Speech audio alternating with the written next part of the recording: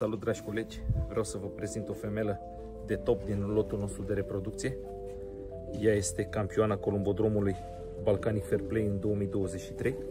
O femelă ce a reușit locul 1 finală 450 de km cu 33 de minute avans din peste 700 de porumbei.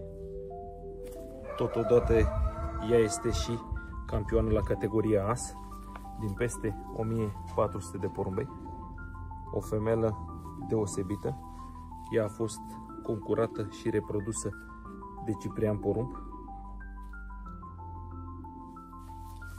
Ca origine este nepoată din celebru 410 al lui Marius Constantin, tatăl ei fiind frate bun cu locul 1 Golden Ring,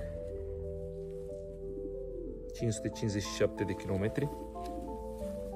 Este și semifrate cu celebra Romina, care a reușit la aceeași Columbodrom Balcanic Fair Play locul 2 finală, 500 de kilometri în 2021.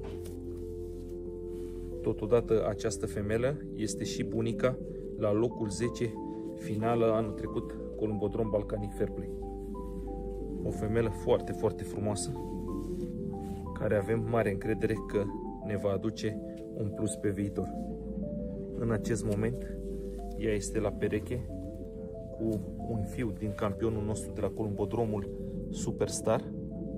Totodată este și semifrate cu campionul de la Columbodromul VIP la categoria As. Deci un cuplu care avem mare încredere că ne va bucura pe viitor.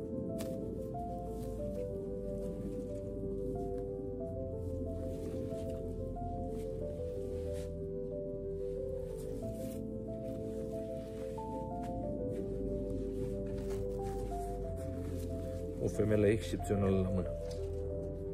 Vă salut, dragi colegi, și vă doresc un sezon cu bucurii.